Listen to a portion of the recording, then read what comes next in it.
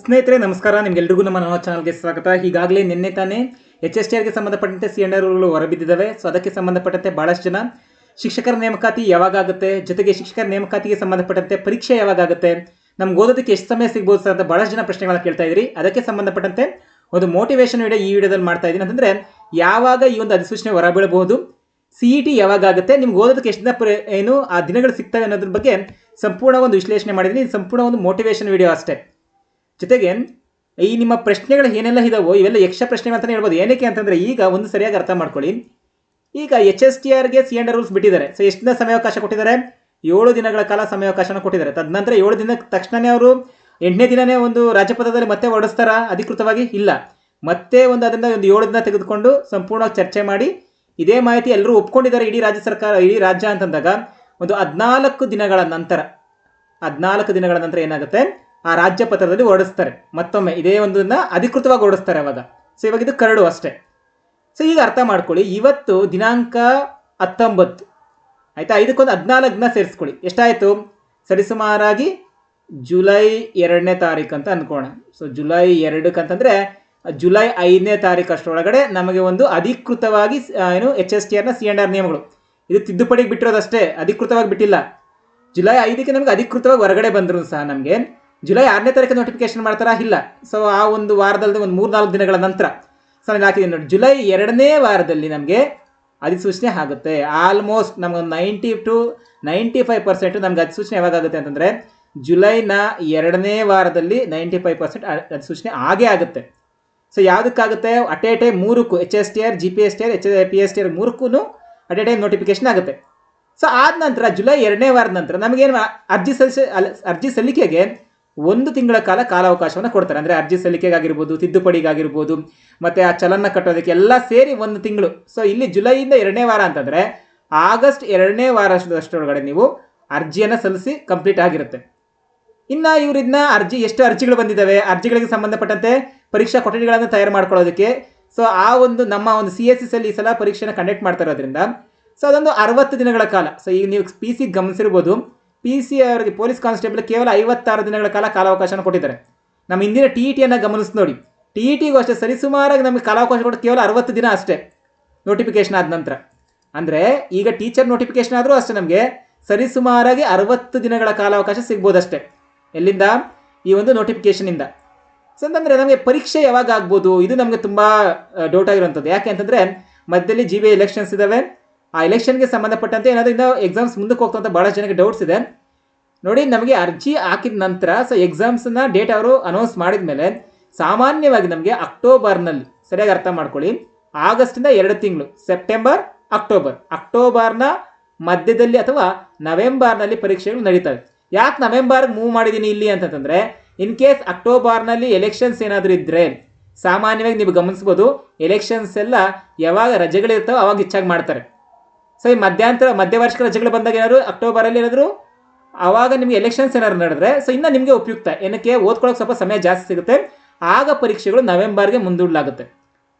ನವೆಂಬರ್ನಲ್ಲಿ ಪರೀಕ್ಷೆಗಳು ಮುಂದೂಡಲಾದರೆ ಸೊ ನಮಗೆ ನೆಕ್ಸ್ಟ್ ಅದು ರಿಸಲ್ಟ್ ಬರೋದಕ್ಕೆ ಡಿಸೆಂಬರ್ ಆಗುತ್ತೆ ಅಥವಾ ಜನವರಿ ಆಗುತ್ತೆ. ಆ ಒಂದು ಪ್ರೊಸೆಸ್ ಮುಂದಕ್ಕೆ ಹೋಗುತ್ತೆ. ಸೊ ನಮಗೆ ಎಕ್ಸಾಮ್ಸ್ ನಡೆಯೋದು ಯಾವಾಗ? ಮೇಯ್ನಾಗಿ ನವೆಂಬರ್ನಲ್ಲಿ ಎಕ್ಸಾಮ್ಸ್ ನಡೀತವೆ. ನವೆಂಬರ್ ಎಂಡ್ ಅಷ್ಟರೊಳಗಡೆ ನಿಮಗೆ 100% ಕಂಪ್ಲೀಟಾಗಿ ಎಕ್ಸಾಮ್ಸ್ ಮುಗ್ದಿರ್ತವೆ. ಸೊ ಈಗ ನೀವೊಂದು ಅರ್ಥ ಮಾಡ್ಕೊಳ್ಳಿ, ನಾನು ನವೆಂಬರ್ ತುಂಬ ಲೆಂತಿ ಆಯಿತು, ಇನ್ನೂ ಬೇಗ ಎಕ್ಸಾಮ್ಸ್ ಆದರೂ ಆಗ್ಬೋದು, ಅಕ್ಟೋಬರ್ನಲ್ಲೇ ಪ್ರಾರಂಭದಲ್ಲೇ ಎಕ್ಸಾಮ್ಸ್ ಆದರೂ ಆಗ್ಬೋದು ಪರೀಕ್ಷೆ ದಿನಾಂಕಗಳನ್ನ ಗಮನಿಸ್ಕೊಂಡು. ಈಗ ನೀವು ಅರ್ಥ ಮಾಡ್ಕೊಳ್ಳಿ, ಈಗ ನಾವು ಜೂನ್ನ ಅಂತ್ಯಕ್ಕೆ ಬಂದಿದ್ದೇವೆ, ಜುಲೈನಿಂದ ಅಂತ ಅಂದ್ಕೊಳ್ಳೋಣ. ಜುಲೈನಿಂದ ಅಕ್ಟೋಬರ್ಗೆ ಎಷ್ಟು ತಿಂಗಳಿದೆ? ಸಾಮಾನ್ಯವಾಗಿ 3-4 ತಿಂಗಳು. 3-4 ತಿಂಗಳು ಅಂತಂದರೆ ಕನಿಷ್ಠ ಪಕ್ಷ ನಾವು ಈ ಅಪ್ಲಿಕೇಶನ್ ಹಾಕೋದಕ್ಕಾಗಿರ್ಬೋದು, ಪರೀಕ್ಷೆ ಬರೆಯೋದಕ್ಕಾಗಿರ್ಬೋದು, ಎಲ್ಲ ದಿನಗಳನ್ನು ಹೊರತೆಗೆದ್ರೆ, ಹಬ್ಬಗಳು ಹರಿದಿನಗಳೆಲ್ಲ ಹೊರತೆಗೆದ್ರೆ ಸಾಮಾನ್ಯವಾಗಿ ನಮಗೆ ಸಿಗುವಂಥ ದಿನಗಳು 100ಕ್ಕಿಂತಲೂ ಕಡಿಮೆ ದಿನಗಳೇ. ನೀವು ನನ್ನ ಒಂದು ಹಿಂದಿನ ವಿಡಿಯೋ ನೋಡಿರ್ಬೋದು, ಅದು ನಾನು ಇಲ್ಲಿ ಟ್ಯಾಗ್ ಸಹ ಮಾಡ್ತೀನಿ. ಆವಾಗ ನಾನು ನಿಮಗೆ ಹೇಳಿದ್ದೆ 100ಕ್ಕಿಂತ ಹೆಚ್ಚಿನ ದಿನಗಳು ಸಿಗುತ್ತೆ, ಸರಿಸುಮಾರು 120 ದಿನಗಳ ಕಾಲಾವಕಾಶ ಸಿಗುತ್ತೆ ಅಂತ ಹೇಳಿದ್ದೆ. ಸೊ ಈಗ 100ಕ್ಕಿಂತ ಕಡಿಮೆ ದಿನಗಳ ಕಾಲಾವಕಾಶ ಸಿಗ್ತದೆ. ಸೊ ಅಂದರೆ ನೀವು ಇದರ ಅರ್ಥ ಏನು? ನಿಮಗೆ ನಾನು ಇಲ್ಲಿ ಡಿಮೋಟಿವೇಟ್ ಮಾಡ್ತಾ ಇಲ್ಲ. ಸೊ 100ಕ್ಕಿಂತ ಕಡಿಮೆ ದಿನಗಳ ಕಾಲಾವಕಾಶ ಸಿಗ್ತದೆ ಅಂದರೆ ನೀವು ಓದುವಂಥ ವಿಧಾನವನ್ನು ಬದಲಾಯಿಸ್ಕೊಳ್ಳಿ, ಇನ್ನೂ ವೇಗ ಮಾಡ್ಕೊಳ್ಳಿ ಅಂತ ಹೇಳ್ತಾ ಇದ್ದೀನಿ. ಜೊತೆಗೆ ಭಾಳ ಜನಕ್ಕೆ ಇನ್ನೂ ಒಂದು ಡೌಟ್ ಇದೆ, ಸರ್ ಈಗ ಅಧಿಸೂಚನೆ ಆಗಿದ ನಂತರ ಎಲ್ಲ ಪರೀಕ್ಷೆಗಳು ಒಂದೇ ದಿನ ಇರ್ತಾವ? ಯಾಕಂತಂದರೆ ಈ ಸಲ ಪ್ರತಿ ಸಲ ನೋಟಿಫಿಕೇಶನ್ ಬಿಡ್ತಾ ಇಲ್ಲ. At A time PSTR, GPSTR ಮತ್ತು HSTR 3 ಎಕ್ಸಾಮ್ಸನ್ನು ಅಟ್ ಎ ಟೈಮ್ ಬಿಡ್ತಾ ಇದ್ದಾರೆ. ಅಟ್ ಎ ಟೈಮ್ ಬಿಟ್ಟಾಗ ಎಲ್ಲ ಒಂದೇ ದಿನ ಇರೋಕ್ಕಾಗುತ್ತಾ ಸರ್? ಯಾಕಂದರೆ 3 ಪರೀಕ್ಷೆಗೆ ಎಲಿಜಿಬಲ್ ಇರೋರು ಭಾಳಷ್ಟು ಜನ ಇದ್ದಾರೆ, 2 ಪರೀಕ್ಷೆಗೆ ಎಲಿಜಿಬಲ್ ಇರೋರು ಭಾಳಷ್ಟು ಜನ ಇದ್ದಾರೆ. ಆಲ್ಮೋಸ್ಟ್ GPTಗೆ ಯಾರೆಲ್ಲ ಎಲಿಜಿಬಲ್ ಇರ್ತೀರೋ ಅವರೆಲ್ಲರೂ HSTಗೆ ಎಲಿಜಿಬಲ್ ಇರ್ತೀರ. ಸೊ ಈಗಿದ್ದಾಗ ಏನಾಗುತ್ತೆ, ಎಲ್ಲ ಪರೀಕ್ಷೆಗಳು ಒಂದೇ ದಿನ ನಡೆಯೋದಿಲ್ಲ. ಸೊ ಅದು 1 ತಿಂಗಳ ಕಾಲ ಆಗಿರ್ಬೋದು, 15 ದಿನಗಳ ಕಾಲ ಇಂದು ಮುಂದೆ ಆಗುತ್ತೆ. ಆದರೆ ಹಂತವಾಗಿ ಈ ಒಂದು ನೋಟಿಫಿಕೇಶನ್ ಆಗುತ್ತೆ. ಸಾಮಾನ್ಯವಾಗಿ ಈಗಿರುವ ಮಾಹಿತಿ ಪ್ರಕಾರ ಮೊದಲಿಗೆ ನಮಗೆ ಆಗುವಂಥ ಎಕ್ಸಾಮ್ ಯಾವುದಂದರೆ HSTRನ ಮೊದಲು ಕಾಲ್ಫಾರ್ ಮಾಡ್ತಾರೆ. ಅದಾದ ನಂತರ ಮೀನ್ಸ್ ಒಂದೇ ನೋಟಿಫಿಕೇಶನ್ನೇ, ಆದರೆ ಎಕ್ಸಾಮ್ ನಡೆಯುವಂಥ ದಿನಗಳು ಸ್ವಲ್ಪ ನಿಧಾನ ಆಗ್ಬೋದಷ್ಟೇ. ಅವೆಲ್ಲ ಮಾಹಿತಿಯನ್ನು ನಮಗೆ ಅಧಿಸೂಚನೆಯಲ್ಲಿ ಸಂಪೂರ್ಣ ಮಾಹಿತಿಯನ್ನು ಕೊಟ್ಟಿರ್ತಾರೆ. ಸೊ ಸರಿಯಾಗಿ ಅರ್ಥ ಮಾಡ್ಕೊಳ್ಳಿ. ಸೊ ನಿಮಗೆ ಇಷ್ಟು ದಿನ ಭಾಳಷ್ಟು ದಿನ ಈ ಒಂದು ತಿಂಗಳಲ್ಲಿ ಪೂರ್ತಿ ನೀವೇನು ವೆಯ್ಟ್ ಮಾಡ್ತಾ ಇದ್ರಿ, HSTRಗೆ ಸಂಬಂಧಪಟ್ಟಂತೆ C&R ರೂಲ್ಗೆ ವೆಯ್ಟ್ ಮಾಡ್ತಾ ಇದ್ರಿ. ಅದು ಸಹ ನೆನ್ನೆ ಬಿಡುಗಡೆ ಆಗಿದೆ. ಅದು ಸಹ ಇನ್ನು 14 ದಿನದಲ್ಲಿ ಮುಗಿಯುತ್ತೆ. 14 ದಿನ ಮುಗಿದ ತಕ್ಷಣ ಶಿಕ್ಷಕರ ನೇಮಕಾತಿ ಪ್ರಕ್ರಿಯೆ ಪ್ರಾರಂಭ ಆಗುತ್ತೆ. ಸೊ ನಮ್ಗೆ ಈಗಾಗಲೇ ನಮ್ಮ ಎಲ್ಲ ಆಯುಕ್ತರಾಗಿರ್ಬೋದು, ಎಲ್ಲ ಈ ಒಂದು ಶಿಕ್ಷಕರ ನೇಮಕಾತಿಗೆ ಸಂಬಂಧಪಟ್ಟಂತೆ ಹೇಳ್ತಾ ಇರೋಂಥದ್ದೇನು, ಇನ್ನು ಕೇವಲ 100 ದಿನಗಳೊಳಗಾಗಿ ಈ ಪ್ರೊಸೆಸನ್ನು ಮುಗಿಸ್ತೀವಿ. ಹೌದು, 100 ದಿನ ಹೌದು. ಯಾಕಂತಂದರೆ ಅಪ್ಲಿಕೇಶನ್ಗೆ 30 ದಿನ, ಎಕ್ಸಾಮ್ಸ್ಗೆ 60 ದಿನ, 90 ದಿನದೊಳಗಡೆ ಎಕ್ಸಾಮೇ ಮುಗಿದೋಗುತ್ತೆ. ಆಮೇಲೆ ಅವ್ರು ರಿಸಲ್ಟನ್ನು ಎಷ್ಟು ದಿನದಲ್ಲಾದರೂ ಬಿಡ್ಬೋದು. ಫಾರ್ ಎಕ್ಸಾಂಪಲ್ ನೀವು ಗಮನಿಸ್ಬೋದು, ಲಾಸ್ಟ್ ಟೈಮು ಡಿಸೆಂಬರ್ 8ಕ್ಕೆ TET ಆಗಿತ್ತು, 30ನೇ ತಾರೀಕಿಗೆ ರಿಸಲ್ಟ್ ಬಿಟ್ಟಿದ್ರು, ಕೇವಲ 22 ದಿನದಲ್ಲಿ ರಿಸಲ್ಟ್ ಬಿಟ್ಟಿದ್ರು. ಸೊ ಎಷ್ಟು ಬೇಗ ಬೇಕಾದ್ರೂ ಅವ್ರು ಬಿಡ್ಬೋದು. ಆದರೆ ಪರೀಕ್ಷೆಗೆ ನಮ್ಗೆ ಎಷ್ಟು ದಿನ ಟೈಮ್ ಇದೆ, ಇಲ್ಲಿ ಗಮನಿಸ್ಕೊಳ್ಳಿ, 30 + 60 ಅಂದರೆ ಒಂದು 90 ರಿಂದ 100 ದಿನಗಳು ಅಷ್ಟೇ ನಮ್ಗೆ ಕಾಲಾವಕಾಶ ಸಿಗೋದು. ಅದರಿಂದ ಸೊ ಇಲ್ಲಿ ಏನು ಸಮಯ ಸಿಗ್ತಾ ಇದೆಯೋ ನಿಮ್ಮ ಸಮಯವನ್ನು ವ್ಯರ್ಥ ಮಾಡಬೇಡಿ, ಓಕೆನಾ.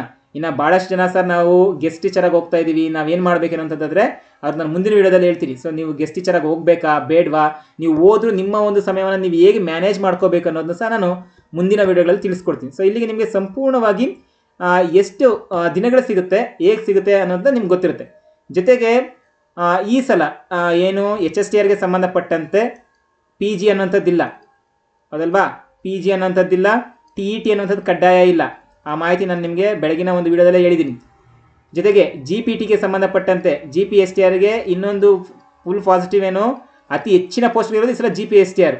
ಜೊತೆಗೆ ಇದುವರೆಗೂ HSTRಗೆ ಸಂಬಂಧಪಟ್ಟಂತೆ ಇಷ್ಟು ಹುದ್ದೆಗಳು ನೇಮಕಾತಿ ಆಗಿಲ್ಲ. ಸರಿಸುಮಾರಾಗಿ 4,500 ಹುದ್ದೆಗಳು ನೇಮಕಾತಿ ಆಗ್ತಿದ್ದಾವೆ. ಅದರಲ್ಲಿ ನೀವು 2,500 ಹುದ್ದೆಗಳು ಯಾವುದು ಹೈದರಾಬಾದ್ ಕರ್ನಾಟಕ ಕಡೆಗೆ, 2,500 ಹುದ್ದೆಗಳು 2,500 ಅಥವಾ 2,200 ಪೋಸ್ಟ್ ಅಂತ ಅಂದ್ಕೊಳ್ತೀನಿ ಒಂದು ಅಪ್ರಾಕ್ಸಿಮೇಟ್ಲಿ ಆಗಿ. ಸೊ ನಮ್ಗೆ ಯಾವ ಕಡೆಗೆ ಸಿಗುತ್ತೆ, ನಾನು HK ಸಿಗ್ತಾ ಇದೆ. ಇನ್ನು ಅದಕ್ಕೆ ಸಂಬಂಧಪಟ್ಟ PSTRಗೆ ಸಂಬಂಧಪಟ್ಟಂತೆ ಸಾಮಾನ್ಯವಾಗಿ HK ಭಾಗದವರು ಸ್ವಲ್ಪ ಗಮನ ಹರಿಸಿ. ಸೊ ನಿಮಗೆ ಸರಿಸುಮಾರಾಗಿ 800 ರಿಂದ 900 ಪೋಸ್ಟ್ ಇದ್ದಾವೆ. ಅಂದರೆ ನಿಮ್ಮ ಒಂದೊಂದು ಜಿಲ್ಲೆಗೆ ಒಂದು ಸರಿಸುಮಾರಾಗಿ ಒಂದು 100 ಪೋಸ್ಟ್, 100 ರಿಂದ 150 ಪೋಸ್ಟ್ಗಳ ಅಂತರದಲ್ಲಿ ಸಿಗ್ಬೋದು.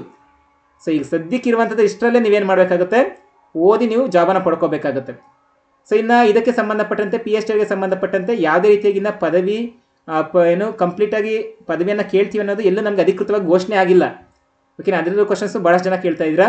ಸೊ ಅಧಿಕೃತವಾಗಿ ಘೋಷಣೆ ಆಗಿಲ್ಲ. ಸೊ ಆ ರೀತಿಯಾಗಿ ಏನಾದರೂ ಘೋಷಣೆ ಇದೆ ಖಂಡಿತವಾಗಿ ನಾನು ವಿಡಿಯೋ ಮಾಡ್ತೀನಿ ಸ್ನೇಹಿತರೆ. ಇದಿಷ್ಟು ಸಂಪೂರ್ಣವಾಗಿ ಸೊ ನಿಮ್ಮ ಒಂದು ಓದಿಗೆ ಎಷ್ಟು ದಿನ ಸಮಯಾವಕಾಶ ಸಿಗುತ್ತೆ ಎನ್ನುವಂಥದ್ದು. ಇನ್ನು ಈ ಒಂದು ಪರೀಕ್ಷೆ ನೇಮಕಾತಿಗಳಿಗೆ ಸಂಬಂಧಪಟ್ಟಂತೆ ಏನೇ ಡೌಟ್ಸ್ ಇದ್ದರೂ ನಮ್ಮ ಕಮೆಂಟ್ ಸೆಕ್ಷನ್ ನಿಮ್ಗೆ ಯಾವಾಗಲೂ ಓಪನ್ ಆಗಿರುತ್ತೆ.